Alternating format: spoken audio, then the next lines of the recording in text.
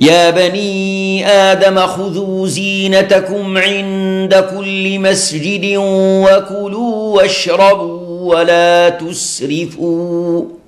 إنه لا يحب المسرفين قل من حرم زينة الله التي أخرج لعباده والطيبات من الرزق قل هي للذين آمنوا في الحياة الدنيا خالصة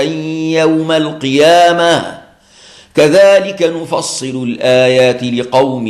يعلمون قل إنما حرم ربي الفواحش ما ظهر منها وما بطن والإثم والبغي بغير الحق وأن تشركوا بالله ما لم ينزل به سلطانا وأن تقولوا على الله ما لا تعلمون ولكل أمة أجل فإذا جاء أجلهم لا يستأخرون ساعة ولا يستقدمون يا بني آدم إما يأتينكم رسل منكم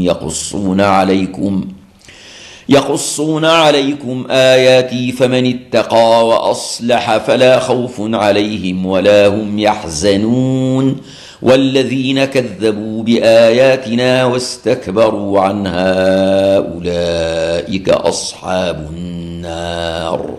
هم فيها خالدون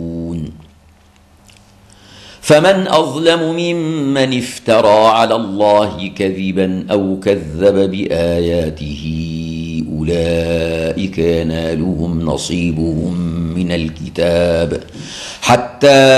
إذا جاءتهم رسلنا يتوفونهم قالوا أين ما كنتم تدعون من دون الله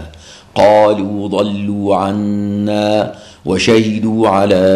أنفسهم أنهم كانوا كافرين